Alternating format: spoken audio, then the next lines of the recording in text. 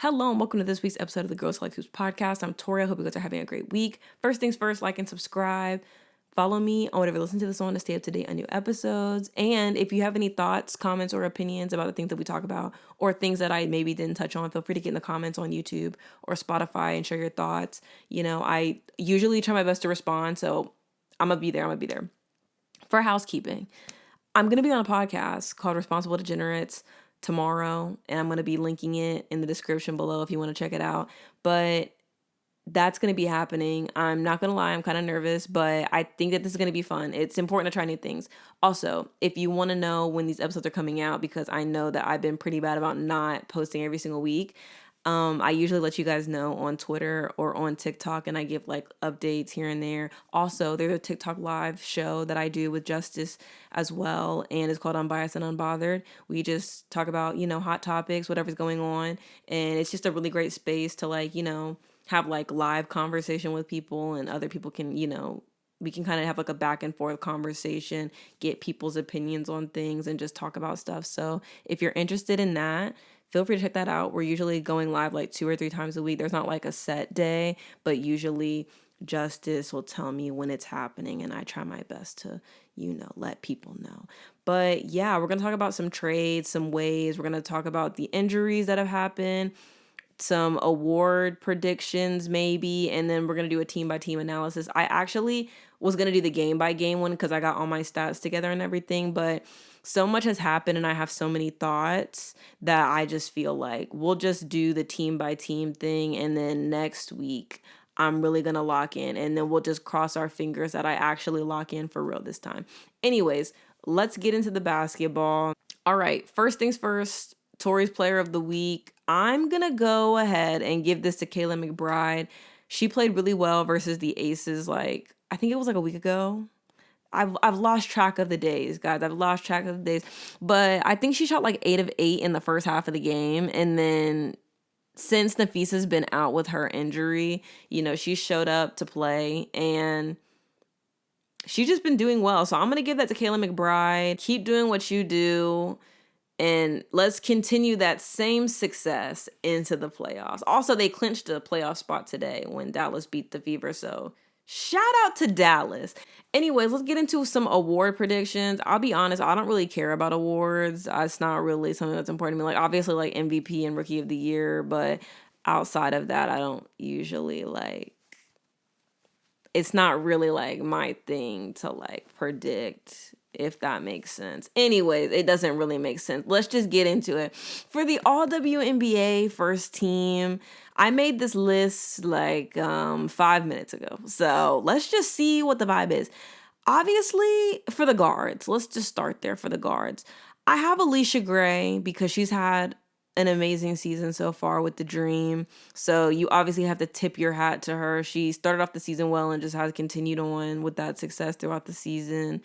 I have Sabrina here, and the thing is this.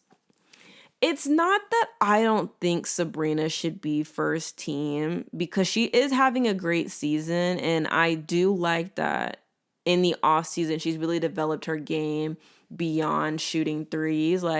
You see her really attacking the paint now, shooting some mid-range shots, and I appreciate that, because last season, that was one of the things where I was kind of it's really hard for me to really sit here and support Sabrina, because, it's she's a great shooter, yeah, but when it comes to the other parts of her game, they're not really they're not moving me. So this season, I will say she's pleasantly surprised me.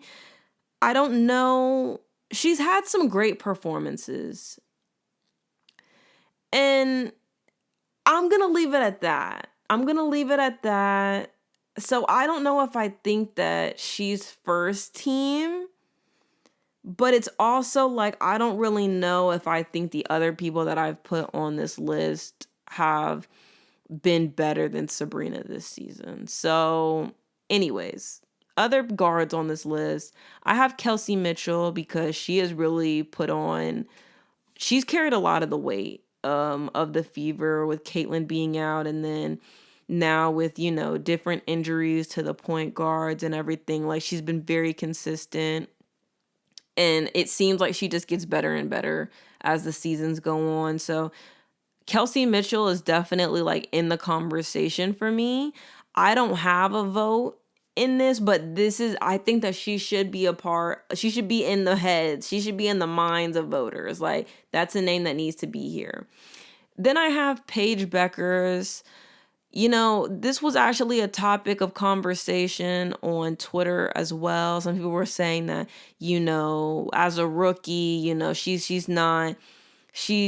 might not be in the conversation. She's not first team. And I'll be honest with you, because of like the thing that's conflicting to me about these awards and why sometimes it's like I don't really care about them outside of like the bigger ones that I named previously, it is because there's no like hard concrete like thing that we're basing some of this stuff off of, right?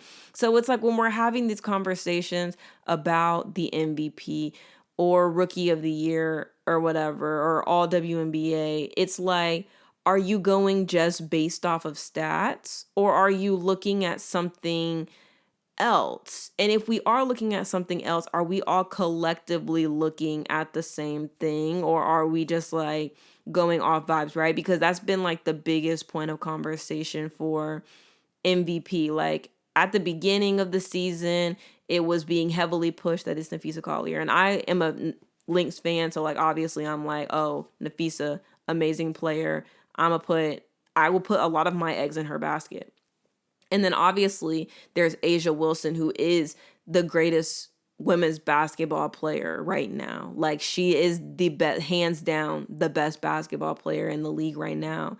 But at the same time that she's been great all season, her team has started winning more recently, but it's not because of that play, because she's been consistently good throughout the entire season. It was because like her teammates are now helping her, right? So now they're winning games, or because, you know, a trade was made and now those pieces are fitting together or whatever. And, or, you know, Jewel Lloyd's coming off the bench now.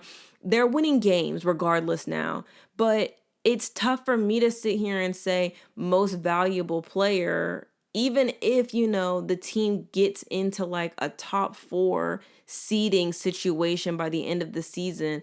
It's tough for me to be like, that was 100% because of A'ja, because it technically wasn't. And again, I'm an A'ja Wilson fan. I got a jersey in the closet. But for me personally, I'm kind of like hesitant to be like MVP, because she's been consistently great and she is the standard, yes. But when we're talking about MVP, are we talking about the seeding, or are we talking about how great the player is? And so, or are we combining the two?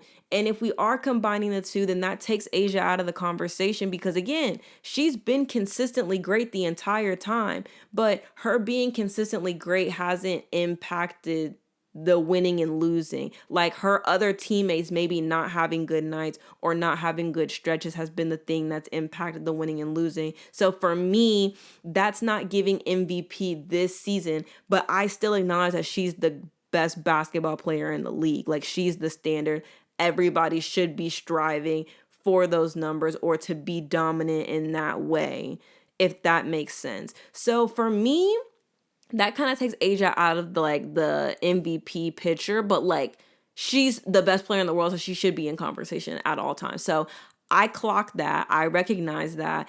Me saying that could be because of quote unquote voter fatigue. I'm not a voter, so I don't really have fatigue, but I can see where people would feel that way. But also, I don't think that it's fair to have voter fatigue just because she's the best player in the league. Like, that's not her fault. You know what I'm saying? But again, it is the differences of like, what is an MVP to you? Is that somebody who without them they don't win? Because then at that point, you can have different conversations about AT, A'ja, and Fee, because the Lynx have been able to win without her, or they figured out ways to win without her or whatever. Or, you know, if you're talking about AT, she can have a triple-double and the team still lose. This is me in editing. I'm going to go ahead and stop myself right there. Anytime Alyssa Thomas has gotten a triple-double, I went back and looked. they've won the game. Now, you could argue and say that a player shouldn't have to put up a triple-double to win a game. And I feel like that would be valid. But that's not the point that I was making. The point that I was attempting to make was that you can kind of discredit anybody for being in the MVP conversation, which is why I think people should be coming up with the more concrete way of deciding that. And that's what I meant to say there. I got a little carried away with the yap. Okay, I just be talking, and I got a little carried away. But I'm here to correct me. I'm here to check me and hold me accountable. Anyways, I'm gonna let you get back in it. Like, you know what I mean? Or if we're talking about Asia, it's like consistently great, but that doesn't always equal winning games. So it's one of those things that I think is just going to be up to the voters, and I don't know if there's ever going to be like a right answer where everybody's happy. I will say that AT is definitely having an amazing season. I'm not going to, just because I'm a Lynx fan or just because I enjoy Asia doesn't mean that I'm going to like sit here and not acknowledge that AT is having a great season. And what she does on the floor, there's not anybody who's rivaling that. She's a great playmaker. Her basketball IQ is just off the chart. She's a great player. The things she's done this season have been amazing. And really, that's just it. There's not even anything to say. I think, if she does win MVP, that's something that it's been a long time coming for that, and she's very deserving of that. And, if Napheesa wins MVP, that's really great. I would be very happy for her, especially as a Lynx fan. But hey, who am I? If Asia wins it again, best player in the league, I won't question it. Regardless of who wins, it doesn't really matter to me. I'm going to put my hat behind Napheesa, though, but that's just me, If she misses like too many more games after the 2-week thing, I think that that's kind of going to affect people's votes just because of recency bias. And I feel like a lot of the voters, which like no shade, but like shade, a lot of the voters, they struggle to like, lock in on the entire season and not just what they've seen recently. And obviously there are people who are exceptions to the rule, but I will say I haven't really been too pleased with the media for the WNBA as of lately, but still, we move. Now, Rookie of the Year. That's another conversation. People are saying Sonia or Paige. To me personally, I don't think it's a conversation. I think that Paige is the best rookie in this class and has been the best rookie this season. Even like missing some games, she's put up amazing numbers, I don't know. Again, it comes down to like, what are you looking for in your Rookie of the Year? And like, is there a hard, like concrete answer to that? People can go and compare stats and all of this stuff, but I think again it just comes down to a lot of this just being kind of ambiguous and not really like super concrete, and it kind of just, I don't know, that's tough to me personally. I think that Paige is taking it. I think Sonia is a great player.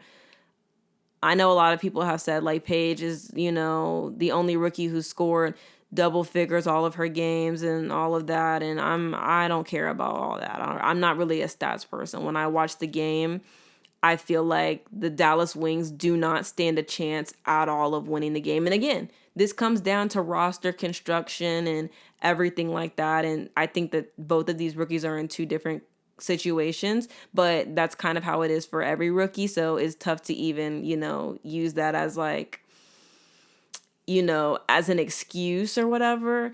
But 100% without Paige, the Wings will lose games. Like they actually don't stand a chance of winning any game that Paige is not on the floor.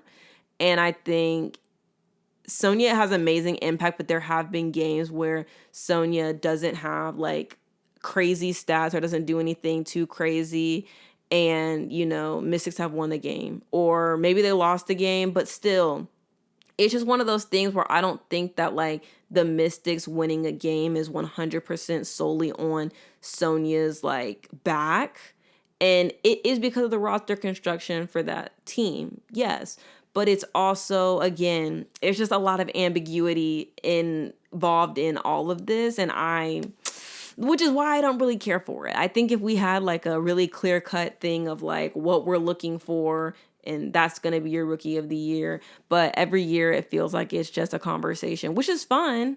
But it's just like when it comes to like predicting or making predictions or whatever, I think it's a complex thing to kind of discuss, and people get very protective over their favorite players in terms of those things. So good luck to both of those ladies. I do think that Paige has been really great, but most improved, I have no thoughts on that one either. I have no thoughts on sixth player of the year. Now, for defensive player of the year, I do think that there are two players in that conversation, and it's Gabby Williams, who's been having a great defensive season, and she's been like the person who's been talked about the most. But I think, and I have been saying this throughout most of the season, that I think Alana Smith should definitely be in those conversations. And then Cheryl Reeves went and backed me up on that the other day in the press conference. And she was like, yeah, Alana Smith should be in conversation. And I agree. Alana Smith has had a really great season. I think for me, like the Lynx, they don't win a lot of games without Alana playing defense the way that she does. And her offense has been great as well. But playing defense, like, I think those two are the ones who are in the conversation to me. I know that a lot of people are Gabby Williams fans, and, you know, they really want her to have it and everything. And I do think she's an amazing defensive player, and she's had a really great season. But I do think that, you know, people should have some respect and put Alana Smith in the conversation. Even if she doesn't win, you know, I think that she definitely deserves to be acknowledged, because she has, again, she's been like a defensive anchor for this team. And Napheesa's been great, of course, but I think Alana Smith has just had an overwhelmingly amazing season, and she shows up every single game ready to play defense, and so does Gabby Williams. So regardless, whoever wins that one, those two are the people that I think should be in the conversation. You could make a case for anybody else, I'm sure. I don't know who else you would put up in that conversation who's like kind of competing between those two, but like to me personally, those are the two. And then, anyways, back to my All-WNBA situation. I had Paige in there, and like I said, that was a point of conversation or contention on Twitter with people talking about, you know, well, she's a rookie and da-da-da-da, but you can't really say that because people wanted Caitlin in first team last year. I don't remember if she was. I don't really recall. But it's kind of like you can't like go and like say that and then use that as an excuse for Paige not being in the conversation this season. So I don't know. Very strange. I also have Kelsey Plum in here as an honorable mention. I feel like Skylar Diggins has been having a great season. And I put Courtney Williams in here as well, just because I feel like you could make a case for Courtney. I don't think that she's had a better season than the other players that I've mentioned previously, but I do think that she could be in a conversation for one. So if it were me personally and I got to make the little first team, I would do Alysha Gray, and this is super biased, but I would put Paige in there. And if it's not going to be Paige, then I would put Kelsey in, and that would be mine. I think that would be mine. For the backcourt, I have Asia Wilson, Nneka Ogwumike, Napheesa Collier, Alana Smith, Yerika Hamby, Azurá Stevens, Aaliyah Boston, and Bree Jones. If it were my vote, like if this was me, I would go Asia, Fee, and I give it to Bree Jones. I think that she's had a really great season. Yeah, I would stand by that. Asia, Fee, and Bree Jones. Or maybe I would do like a Asia, Fee,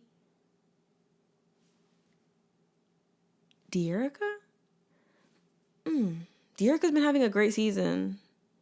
I don't know. This is actually why I don't talk about this, because this is too much. I ain't like that. So we're going to skip that part. And you tell me who you think is going to be in the All-WNBA first team, or you tell me what you would like to see. If you had a vote, who would you put in there? But like only serious inquiries only. Okay, now we're going to discuss some trades and waves that happened before the deadline this past weekend. Starting with the Mystics and the Sun. Jacy Sheldon was traded to the Mystics, and Aaliyah Edwards was traded from the Mystics to the Sun. I'm not going to lie to you, this trade kind of made me sad. Firstly, because y'all know I like me some Jacy Sheldon. And I felt like I could really see like Connecticut piecing something together over there. Like I could see the vision. Like if Jacy could, shoot a little bit more, be a little more free with it, with the Marina, with the Sanaya, with the Anissa Morrow, with the Olivia Nelson-Adota, Tina Charles, and Layla Lacan. She's been amazing. I saw the vision. I was like, they just need some more time to gel. I also liked Jacy there because I was like, she'll be solid there. Like, she's not going to get waived. Okay? And that's been my biggest thing. I really like Jacy. She's a hustle player. She plays hard on defense. She's a great facilitator and she can shoot. Okay? And so for me personally, I was like, if she's in Connecticut, she'll have a job. She'll be employed.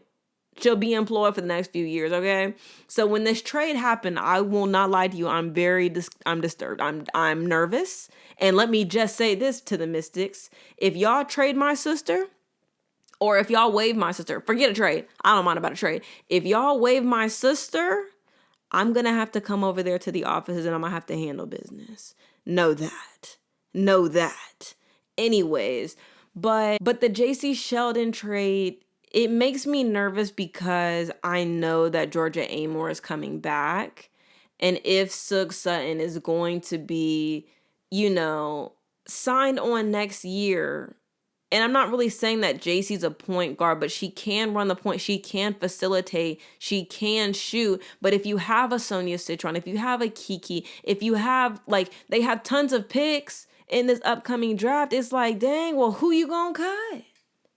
Who are you going to cut? Are you going to set her for the expansion? I don't know. It concerns me and I don't like it. Connecticut, I saw the vision that you had. I was locked in with you and you let me down. I'm happy for Aaliyah Edwards. She gets to go back to Connecticut. Congrats to that lady. And hopefully, she can learn a lot from Tina and, she can play alongside Olivia Nelson-Adota and Lila Lacan. I watched the game that she played in yesterday or the day before yesterday. And I'm not going to lie, I wasn't loving it. It was the first game. It's going to take time to gel for the both of them, but girl, I'm not getting it. I'm not understanding. And then on top of that, I'm also confused because I feel like the Sun have a lot of post players. So I'm confused by why? I don't get it. Maybe somebody can explain it to me, but I don't get it. Next up, we had the Storm and Mystics trade. The Storm traded Alysha Clark and Zaya Cook and their 2026 first round pick to the Mystics, and the Mystics traded Brittany Sykes to Seattle. I believe both players, allegedly, what the word on the street is allegedly, that both of these players had requested trades previously. And actually, it's not even allegedly. They did go and say that on they were asked and they responded. But both players, Alysha Clark and Brittany Sykes, had requested trades. And, they got what they wanted. I believe Brittany Sykes wanted to go to a contender, and, she made that decision to leave the Mystics and, go play in Seattle.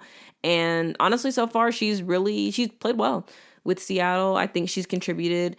The Storm are just struggling right now. They were struggling before the trade a bit, and I don't know. We're going to see what happens there.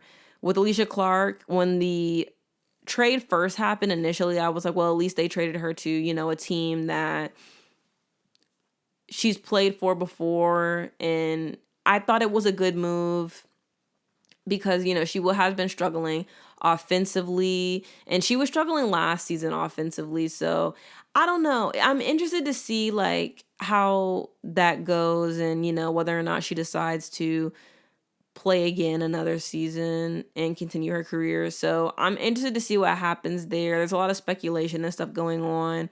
I'm not really going to talk about that because I feel like it's just a little too much. So it's starting to get a little political, and I can't be bothered. But if you do want to know my thoughts, I put them on Twitter. Then we have Zaya Cook. She was waived from the Mystics once the trade went through.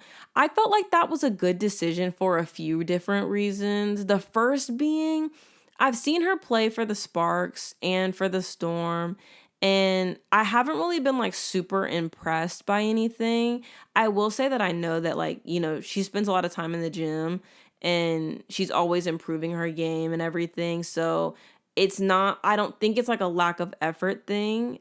I will say that I don't really know that when I watch her that I think she like excels at something or like she's like mastered something particularly. So like when we're thinking of like a Brittany Sykes or a Skylar Diggins, like, oh my gosh, they've mastered like attacking the paint and finishing through contact, like stuff like that, or getting to the free throw line, creating contact. She's not really like a player that like does that or like is like a crazy shooter or like is a lockdown defender. And I don't know. I think like the guards, as the years are going on, like obviously the players are just getting better and better. So the guards are just going to get better and better. So it's just like if you want to, you know, like have a spot on a team, like you really just like have to have something that you like bring to the team, whether that's like, oh, that's an effort player, or whether it's defense and shooting, or if it's, you know, shooting in the mid range or attacking the paint. Like, I think that we're kind of entering an era now where you have to be a master at something, if not a lot of things. And Zaya just isn't there yet. But I do think that she definitely has the ability to get there. And I know that a lot of people, because I had shared this sentiment on Twitter, and some people were like, well, she hasn't had the opportunity to play, so how can you really say that?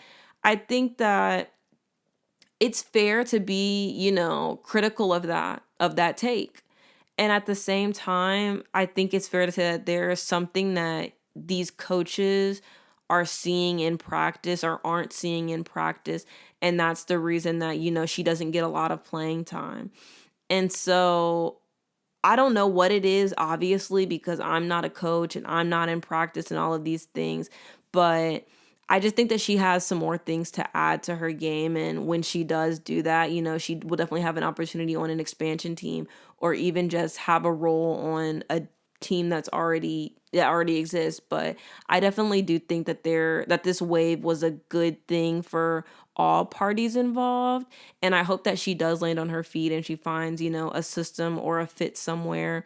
But I also think that in a way that some people are kind of holding on to an idea of a player that maybe they saw in college that hasn't maybe been developed past that point to excel in the pros. Or maybe, you know, that version of that player just like doesn't exist anymore. And again, that's okay. I think it's like a thing where you have to evolve or you have to pivot and you have to figure out, you know, a way to get in the league and stay there. And so I hope the best for her, just because obviously I don't want people to be unemployed. Like, that's not really how I get down. But I definitely do. You know, we've seen other players like Bria Hartley or Veronica Burton or Tiffany Mitchell or hopefully potentially Diamond DeShields. Like, we've seen players, Crystal Dangerfield, like we've seen players who have been out of the league at points, Odyssey Sims. We've seen players that have been out of the league for periods of time and have come back and gotten an opportunity somewhere else and have been a great fit. So there's no doubt in my mind that, you know, if she continues working on her game and adding something else to her bag, that like she can definitely be in the WNBA for years to come, if not like next year or whatever. But I do think that this was a good decision from the Mystics, especially if they knew that they wanted to make a trade with the Sun, you know, for Jacy. So I'm going to give them that. Anyways, then I guess we'll talk about Brittany Sykes. She's with Seattle. First game, you know, at first it was looking a little bit rough, but she was able to, she's contributing offensively. And that was the issue, that they needed some help offensively. We're going to talk more about Seattle later on, so I'm not even going to do too much, but there's a lot to unpack here. I kind of was a little confused about the trade in the first place, just because I feel like the Storm have guards that kind of do what Brittany does. she has great energy, obviously, but to me, it's kind of like, I feel like that's an archetype that the Storm have. Like, they have a Skylar Diggins, they have an Erica Wheeler, who are these smaller guards who attack the paint and can get to the rim. So I don't really know why you need 3 of those, and like that doesn't really fix the problem with the shooting. So, but that's neither here nor there. That's neither here nor there. We'll get there later. Anyways, then we had Wings and Lynx. Degenerates Carrington went to Minnesota, and Diamond Miller was traded to Dallas along with their 2027 second round pick. And Carly Samuelson also went to Dallas and then was waived. But I will say they're paying for, her rehab and everything for her injuries. So Dallas, good on you. Degenerates Carrington, I already knew right when the trade happened. I had made a TikTok about it. I was like, this is going to be great. Defensively, it's going to be amazing. There was a lot of conversation. There's always conversation. People always got something to say. But a lot of people were talking about like, oh, well, Degenerates going to be starting XYZ and so-and-so's not going to be starting. And y'all need to slow your roll, okay? Because the way that the universe, God, whatever you believe in, the way that they move, I'm not going to say, I'm not happy Napheesa got injured, but the fact that we can see Degenerates utilized in this way with these minutes, with this team, she has time to gel with them. And then by the time Napheesa comes back, they're going to be locked in. And I'm pleased with that. I'm so pleased with that, okay? Degenerates, she's fitting in like she's been playing there all season. She's been having a great stretch offensively. Her game has really opened up. And to me, that this system, I expected that. I said just that. I was like, I think that this trade is going to be great for her. I think it's going to open up her offense. And it did just that. Obviously, she's a lockdown defender. Obviously, she's a lockdown defender. That was never even a point. That was never even a question. But some of the things I've seen her do so far with the Lynx, finishing in the contact, getting to the free throw line, she's looking like the player that we saw in Connecticut last season when we played them in the second round of the playoffs. And I'm very pleased with that. She's looking amazing with this team. As for Diamond Miller, I haven't really watched any Dallas game just because Dallas, low-key, no shade. And this is no shade. Dallas is just so bad, I don't even want to watch that. It's kind of like with the Sky. I would rather look away. I would rather not see that. But I think that she's going to be a good fit there just because she had been playing really well with the Lynx. And I think, she's learned a lot from her vets and from Cheryl and everything. And she has a great basketball IQ. So there's no doubt in my mind that she won't fit in there. And I think that she has been, when she's gotten minutes, has played well. So shout out to Diamond Miller. And they needed a 2027 second round pick. They just need a pick. Dallas just need help. So we'll leave that there. Then we have the Mystics. Sika Kone was waived as well. I hadn't even really heard. I think I've seen her play in a few games, but she wasn't getting crazy minutes, which makes sense because, you have Shakira Austin and you had Kiki and you had Aaliyah Edwards, and you have Steph Dolson, but, I hope Sika Kone is able to, land on her feet. I know she played with the Mystics last season and then got traded to, not the Mystics. I know that she played with the Lynx last year and then got traded to the Mystics, but I hope that she's able to kind of, find a place and hopefully it'll be on an expansion team or something. Then for the Wings, Teaira McCowan was also waived. And I feel like that was a good decision just because I felt like, the coach wasn't really using her. And I don't know, it felt like the Wings were kind of going in a different direction than with Teaira, and that her contract was big. It was a very big contract. So hopefully she's able to find, something somewhere else on an expansion team or somewhere else, like something else over the off season and free agency or whatever. But I hope she's able to find a fit somewhere. I know that a lot of people are very hard on Teaira, and, I think that she could be a bit more aggressive, but you never really want to see somebody waived. But hopefully, again, next year she'll be able to find a fit somewhere. Then we have Alyssa Pili, who was on a 7-day contract with the Sparks, but she just signed a second 7-day contract, and she's playing for, I think that was her coach in college. So I'm glad that even though, she got waived from the Mystics, she's able to play with the sparks, and hopefully, you know, that'll materialize into something else, like whether it's this season or next season. So shout out to Alyssa Pili. Next up, we'll talk about some injuries that have happened. Napheesa Collier, she's out with a foot/ankle. I don't really know which one it is, but she was going to be reevaluated in 2 weeks. And honestly, if it had to be some 2 weeks, I'm glad it's these 2 weeks and it wasn't like some other previous 2 weeks, just because like they're not even playing a lot of games because they played so many games before the All-Star break. So this is going to be really great for them. I think the Lynx only have to get through like 4 games without her, and then, you know, the reevaluation, and hopefully she'll be able to play. But if not, you know, I guess we'll tack on some more time. I know some people were asking me like my thoughts on her playing in the blowout game and getting injured. I saw a tweet earlier today that was like, you know, you're just as likely to twist an ankle in game 1 of the season and game 32. So you might as well just go out there and play. And honestly, I agree with that. I know some people were saying that it was stat padding. And I'm going to be honest with you. If I was Cheryl Reeves, I would have had her in the game at that time too, because in the first half she had struggled. And I think she only had like 8 or 9 points. So yeah, I definitely would have put the player that I want to get MVP, who my star player, I would have put her back out there to pad some of them stats. I'm not above stat padding. I don't care about no stat padding. Obviously, you don't want it to lead to injury. And, you know, in your head, you think, dang, imagine if she had sat down because they were up like, I don't even know how many points. But imagine if she had just sat her down, but shoulda, coulda, woulda. You know what I'm saying? Because had she not gotten hurt, maybe she's looking at like a 15-point game right there.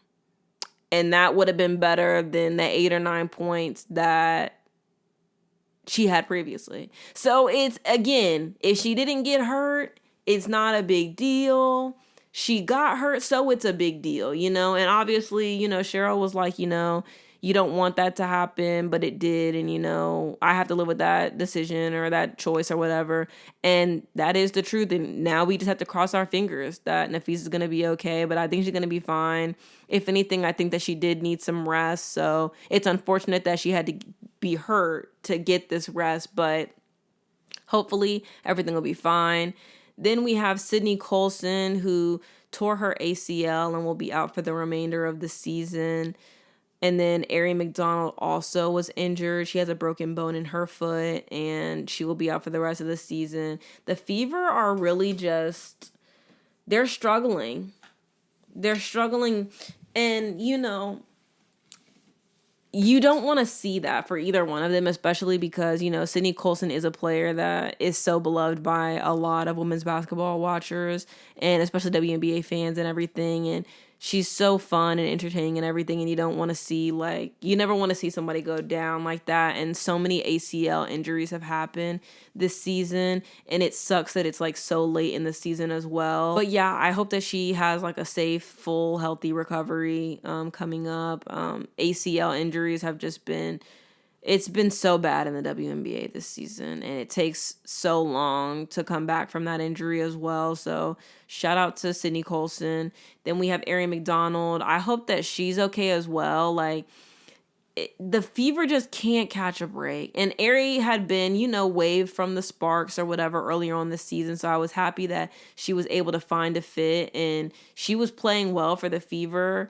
And this is just really unfortunate. And then the Fever have signed Odyssey Sims, and I think they played tonight. I watched like the last quarter of the game versus Dallas, and the Fever lost. And I know people were like kind of like doing a lot on Twitter about Odyssey, but it's like her first game with these people, and I didn't even watch the game. So first of all, y'all need to just chill out, firstly. Secondly, the fact that you guys were even able to get an experienced point guard like her at this point in the season,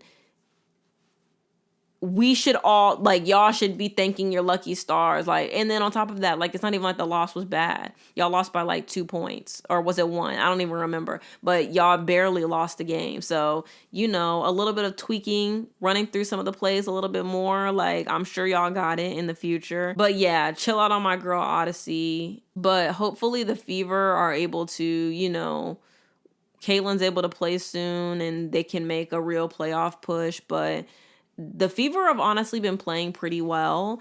So I'm hopeful that the Fever are going to be, in the playoffs and they're going to be competitive. All right, now let's get into the team by team analysis. We're going to start with the best team in the league, the Lynx. Wow, the Lynx have just been great. They've played the Liberty, 2 or 3 times? I think it's been 2. And then it's going to be the 3rd time on, is it Thursday? Is it Sunday? I don't remember when.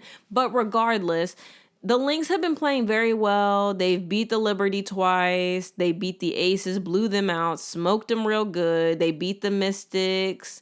And to me, when Napheesa went down, I think my main point was like, I think that the Lynx are still going to win games. They're just going to be a little bit closer. In the first 2 games without Napheesa, they were close. But then this last game versus the Liberty, they kind of went away with it. And I'm not mad at it, okay? For the Lynx, I think they're winning the championship this year. They're very healthy team. I think, to me personally, when it comes to championships this year and what teams are in there, I think it's very clear to me that the Lynx will be deep in the playoffs.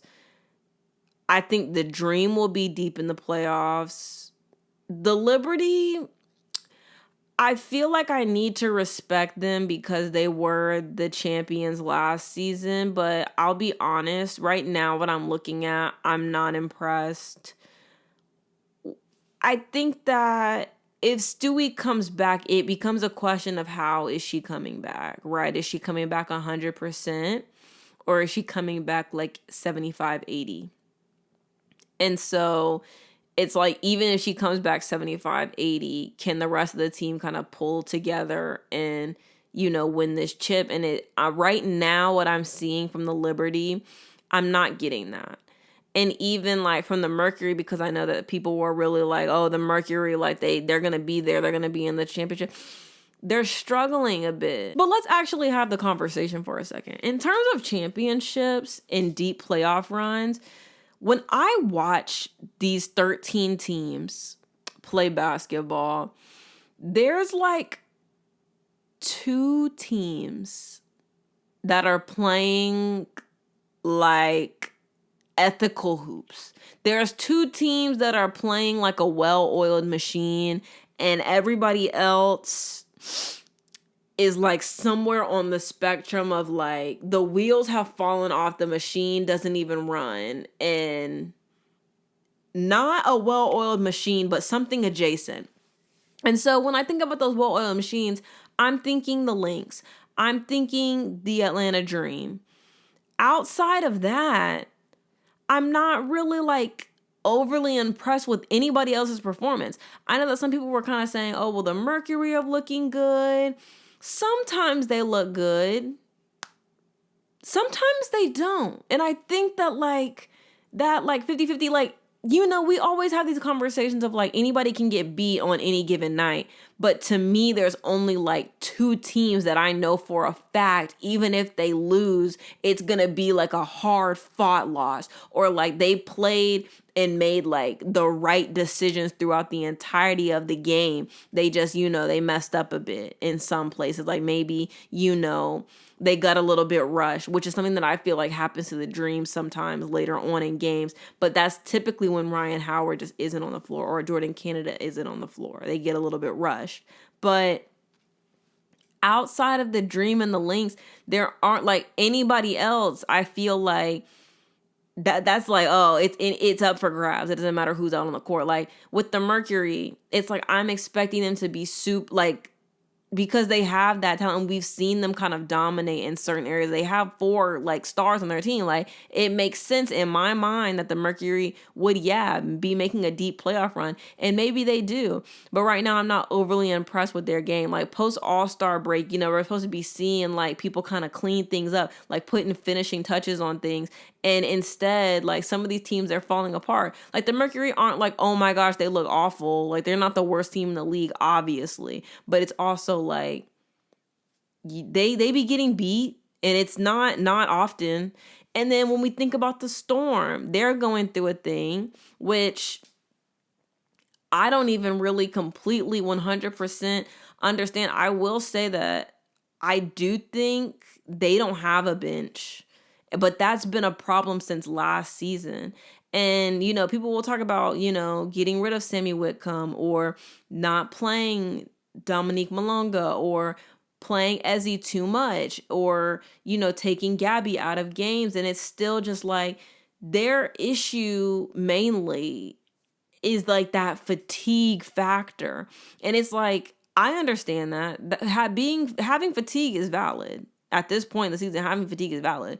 But the fact that they don't have any relief off the bench really, where like they can comfortably can you have to ask yourself, can the starters sit comfortably for 4 to 5 minutes and not have to worry about the lead slipping?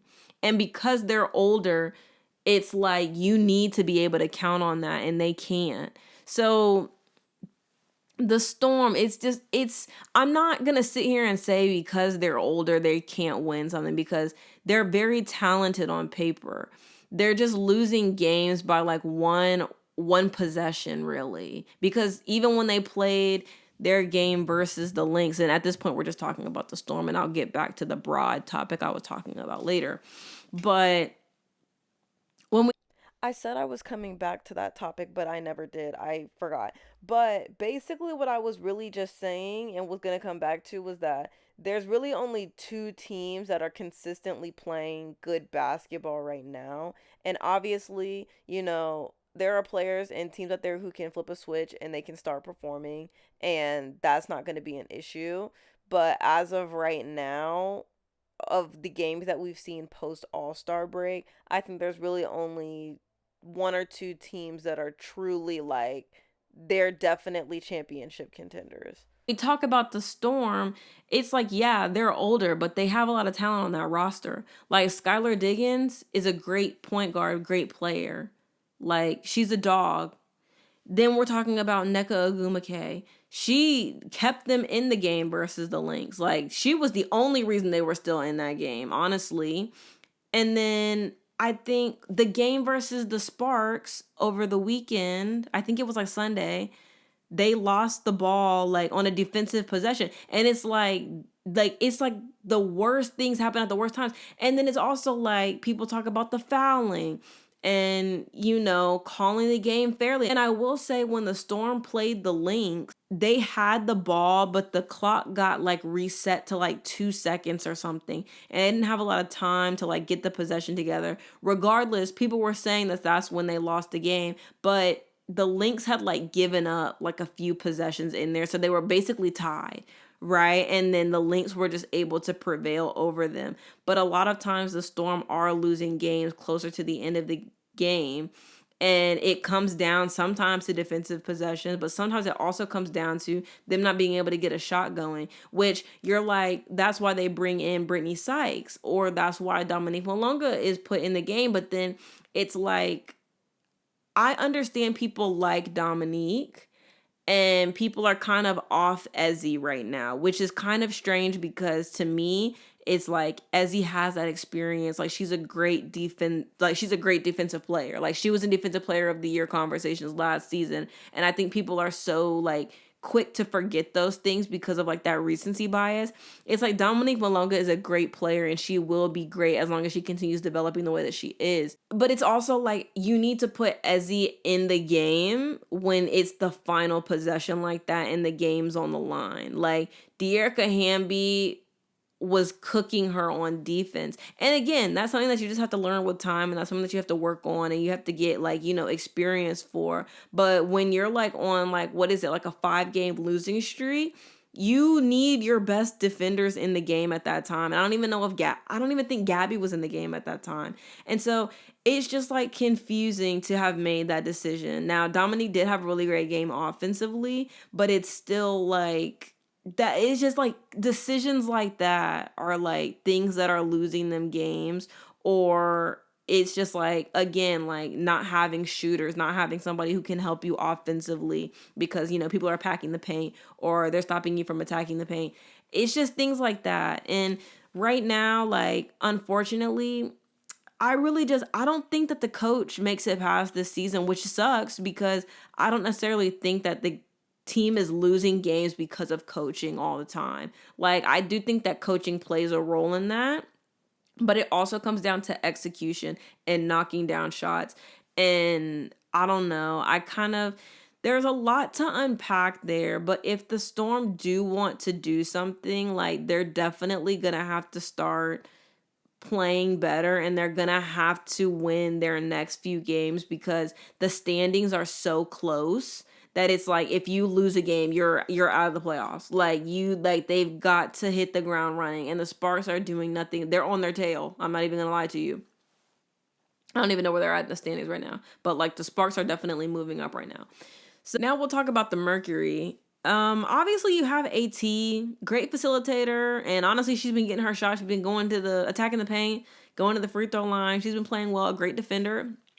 They got DB in off the wave after she was waived from the Fever. They have Satu, they have Ka. I don't know, there's just still something that's like not there's just something that isn't really clicking there yet, and I can't really put my finger on it, but when they played versus the Dream, it's like I just don't know if the Mercury are like, when it comes to them being well defended, I don't know. To me personally, they're not a championship team right now. And I don't really know like why that is. I think that when their shots are falling and they're hitting threes and they're playing good defense, obviously, yeah, they can beat anybody they want.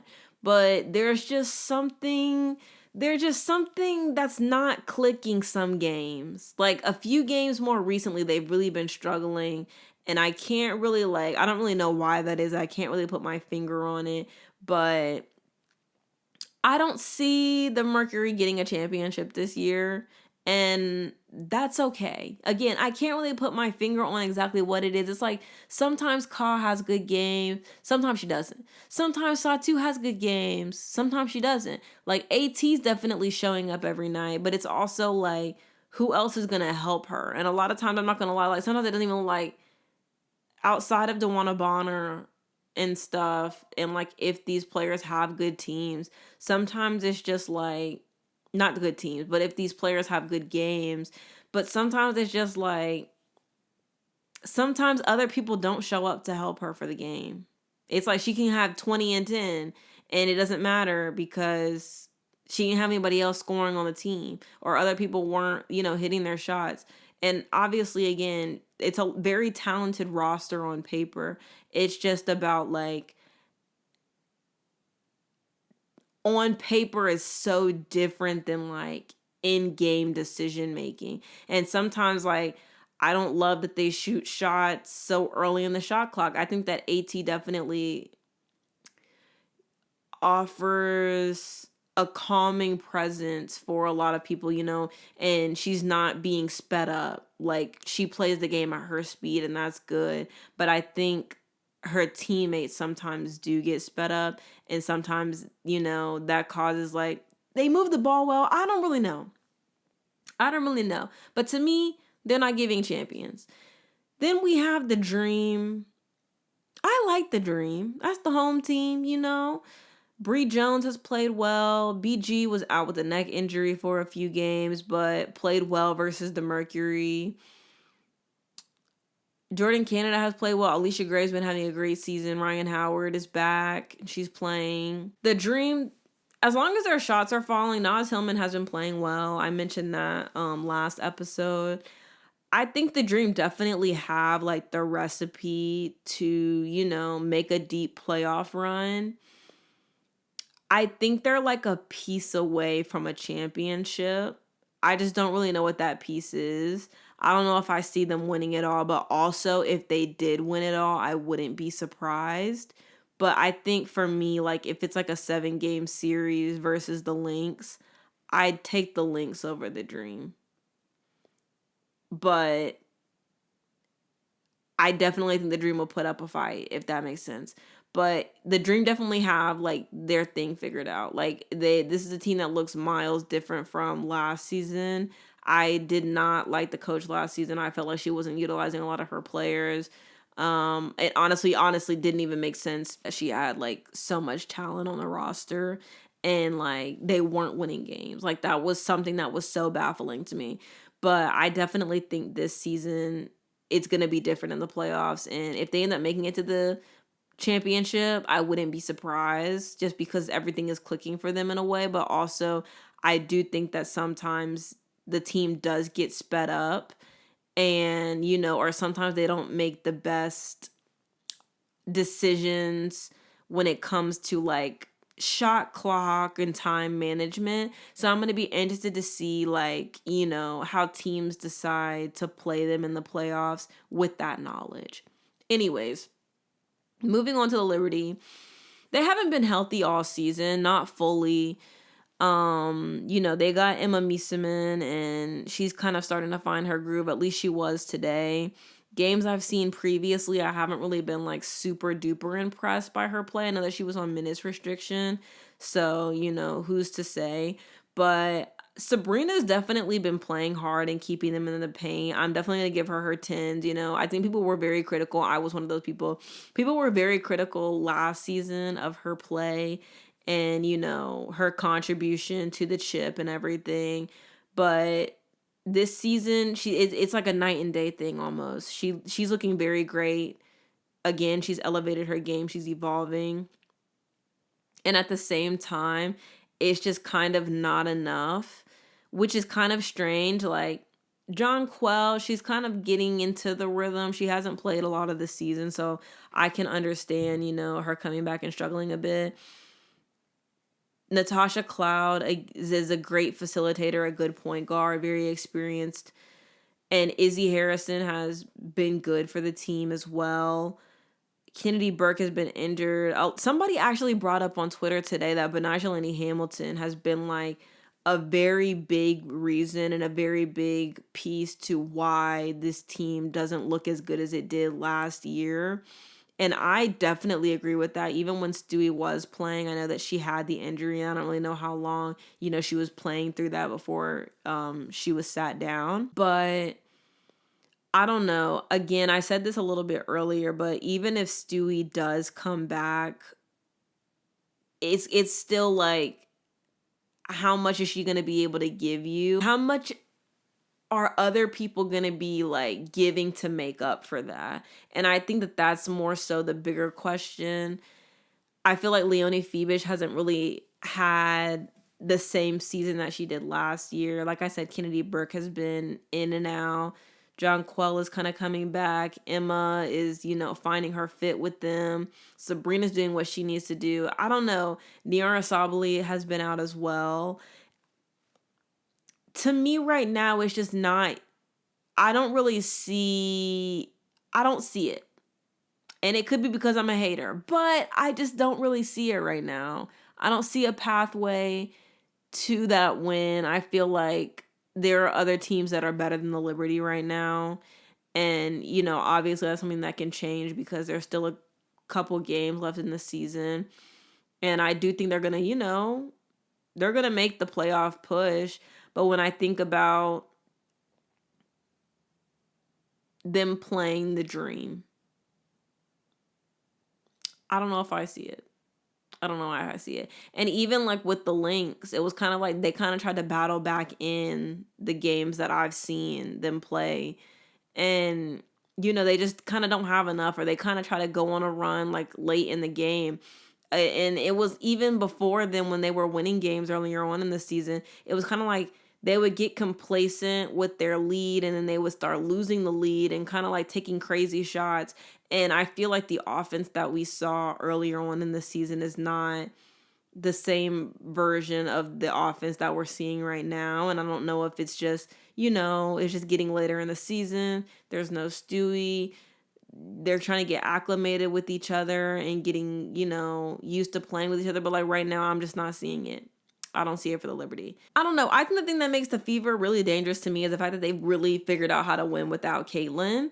And so whatever Caitlyn comes back and gives you is just going to be extra. Like, it's kind of like when you go to Five Guys for a burger and fries, and they filled the cup up with fries, and you're like, oh my gosh, yes, they filled up the fry container. But it's also like, after they filled up the container, they went back and put a little, like, they went and put another scoop of fries in there just cuz.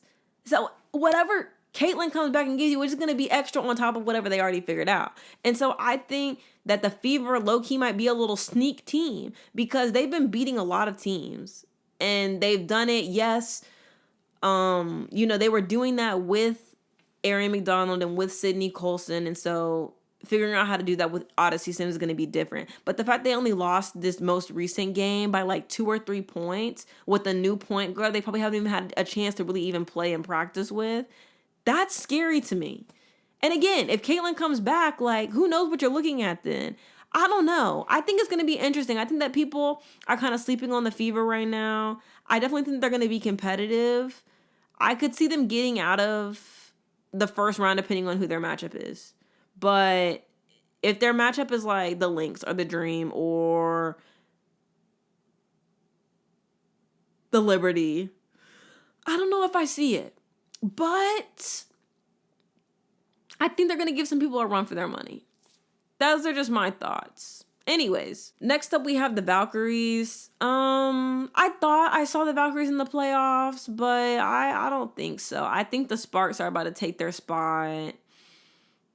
And I'm okay with that, honestly.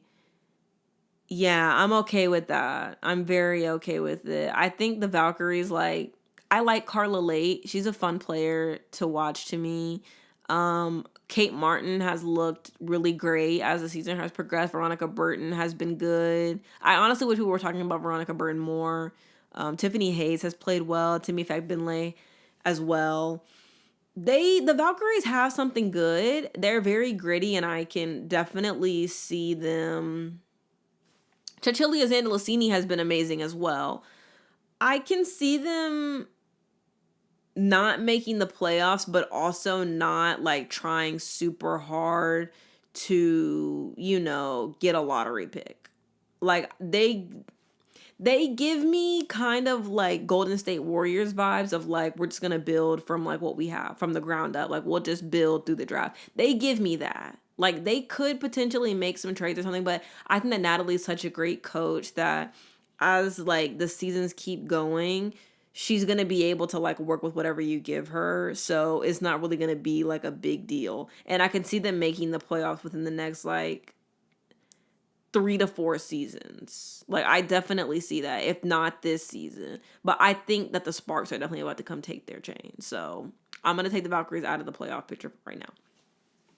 But yeah, Valkyries aren't doing anything crazy.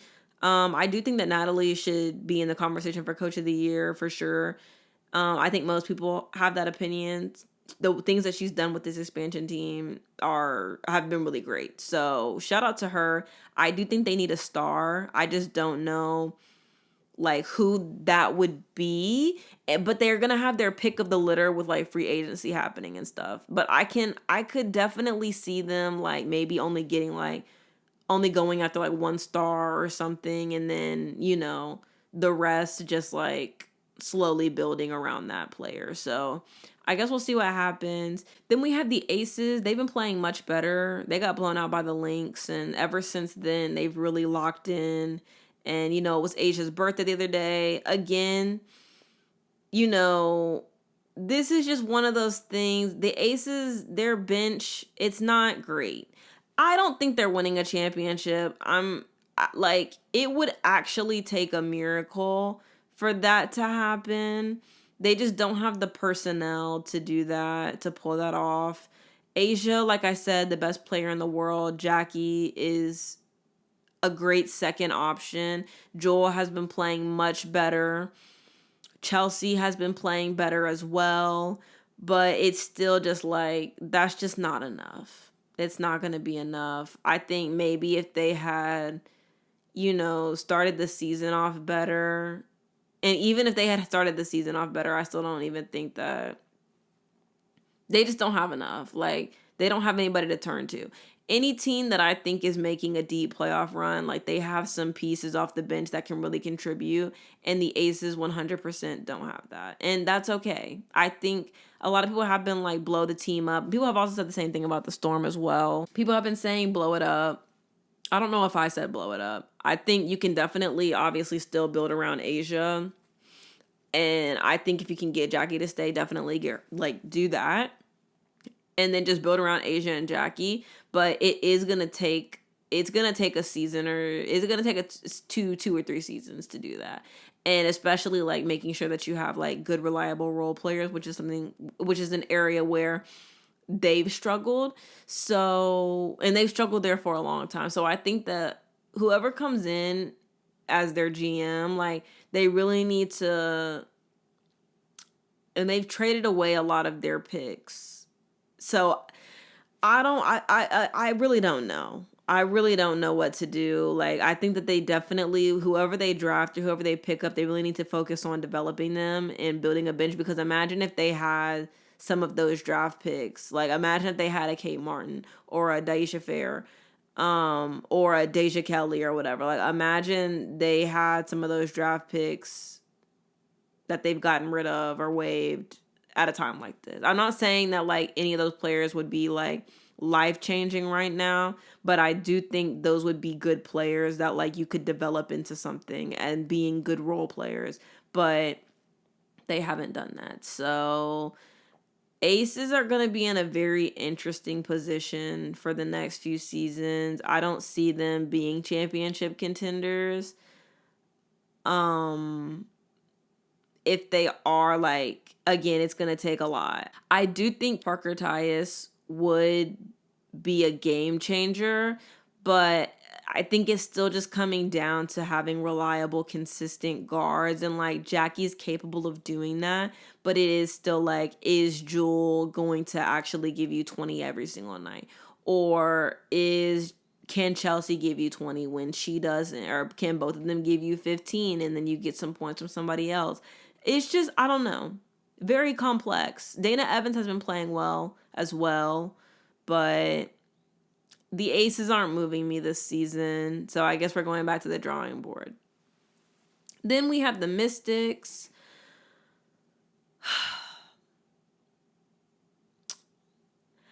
I think the Mystics will be in the playoffs. I don't really know. They seem to have like a good thing going in terms of like camaraderie and like, you know, playing for each other and just like building up their confidence. I think that that's really great. I don't know if I think they're are they going to the playoffs? I think they're going to the playoffs. I think they got that in them. Yeah, I think they have that in them. They do. They have the playoffs in them. Or do they? 2. Nah, I think the Sparks got it. It's gonna be really close though. I don't know. Anyways, I don't really watch too many Mystics games these days. Sonya's great. Kiki's great. Sug Sutton, you know, at the beginning I had kind of said I'm a little questionable, but she's proved me wrong. And nobody else on the Mystics really moved me. Shakira Austin's been great. I ain't really got nothing else to say, I'll be honest. For the Sparks, I've been pleasantly surprised with them. Kelsey, you know, she struggled a little bit, at least the game I saw. Rakia Jackson, though, she's been playing very well. I think she's been, like, a big part of, like, you know, them winning games. She definitely just, like, goes out there and puts her head down and, you know, gets to work and has done that on numerous occasions. Dearica Hamby has been playing well. I feel like she's been playing well all season. Azurá Stevens has been playing well all season. I'm trying to think. Julie Alamon, she's been doing pretty well. She's been facilitating. Julie Van Lowe hit some big shots for them tonight in their game versus, who did they play? They played the Liberty. She put some big shots for them, but I don't know. I think tonight's game, they really just lost that game because in the final maybe 3 minutes when they could have won the game and they had it within 9 or 8 points, I felt like they made poor shot selections, but also I felt like they didn't they didn't even try to move the ball around on some instances. And that's one of the things that bugs me about the Sparks, is that sometimes sometimes they overpass and they do a little bit too much, or somebody tries to do ISO and it goes the wrong way, or it's they just take shots too early in the shot clock and they don't really let something materialize. And that was to me the biggest thing about them losing this game. And I felt like that they could have won this game, and I felt like the Sparks definitely could have beat the Liberty and won this game, but it just in the final 2 or 3 minutes, they took some bad shots early in the shot clock, and then they weren't able to get stops. So the Liberty had just scored a couple of points, and then at that point, the game was out of reach. But I definitely think they could have won that game if they had made better decisions. But yeah, Cameron Brink's back, and she's looked great.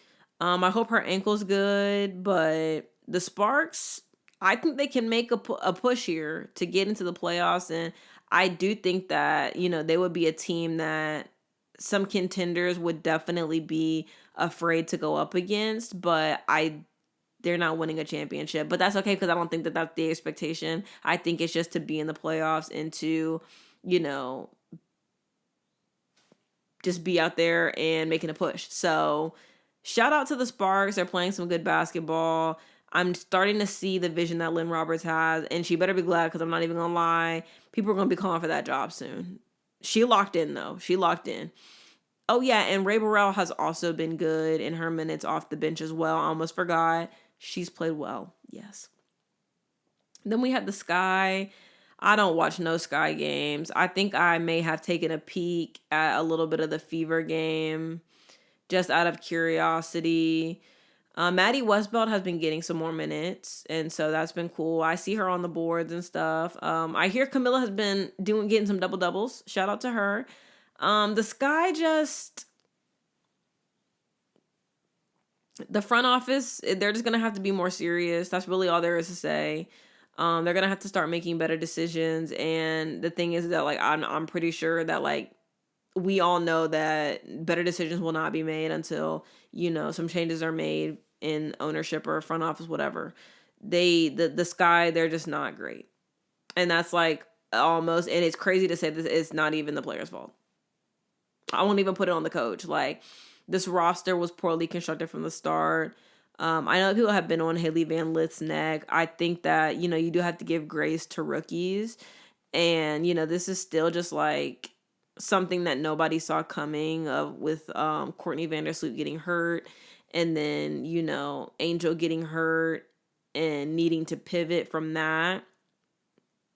I feel like Haley's still just not really playing her true position and hasn't really had the opportunity to do that and, develop and be great and be put in a position to be great. So I don't know. I'm hoping that the Sky come back with a better roster next season, but I'm not going to get my hopes up. So it could be that the Sky are unwatchable team for the end of time for me, but I guess we'll have to wait and see. Then we have the Wings, beautiful gowns, young team. Y'all know I love me some Maddie Segrist. I heard she had 20 points tonight. Shout out to her. Paige is going to do what she does. Number 1 pick. Easily Rookie of the Year, and conversations being had with me. She's just great. JJ Quinterly has been getting some minutes, I know. I think they said she was guarding Kelsey Mitchell, and they was just running around, and they were doing good. So shout out to her. Leah Rue held her own against AB. She was not getting clowned in the paint, okay? The refs are trifling because they were calling stuff on Lee that they were not calling on Aaliyah, but I digress. But yeah, I think the Wings there's going to be some players and free agency who are going to want to play with Paige. So I think they're going to do some big things in the future. It's just going to be a little bit of a struggle right now. I will say Arike has definitely she's like, she's making the most of her situation. And I know that like people are really hard on her, but a lot of vets, or not even vets, but I think a lot of people, it wouldn't be easy to do that. Like what she's done and kind of, you know, have this understanding that she's sharing a team now with another, you know, number one pick. So it's just very interesting. I'm interested to see how it's gonna work, and I think that it definitely can work. You know, we've seen Enrique have good games with Paige, and Paige is a great facilitator. You know, she's always looking to help her teammates be at their best and to play at their best. And I think it definitely it has it. I see the vision. I see the vision, Kurt, and I'm gonna let you have that. Then lastly, thank God I'm glad we're at the last one because I'm so tired of talking. It's not even funny. For the Sun, I was rooting for you. I was rooting for you. And then you got rid of one of the reasons I was rooting for you. You know, Sanaya Rivers is having a great defensive year. I'm hearing, you know, she's one of the only rookies to have like, I think it's like 45 plus steals and something. I don't know what the other stat was. I don't really recall. But, you know, Sanaya is having a great rookie season. Anissa Morrow, if she can, you know, really get her shot going down confidently, and then, you know, they just have a young core, and Lil Khan, she's been great. I'm trying to think of who else on the team. They just have a lot of good pieces over there on the Sun, and I'm interested to see what that team turns into. I definitely think they're going to be great in the coming years. It's going to take a little bit of time, but hopefully, you know, it'll be like the payoff for like these rough years is going to be it's going to be worth it. I feel like it will be, but right now, the Sun, they have a lot of heart. You know, they're just out there hooping, learning together. And sometimes that's just what it's all about. Okay? Anyways, I'm going to go because I'm tired of speaking and I need to edit this and post it before I do other things. I have a lot to do today. So I'll see you guys on the next episode. Hopefully it'll be next week. I'm trying to think if is there a poll question? I'll come up with a poll question. It don't even matter. I'm going to go, guys. Bye.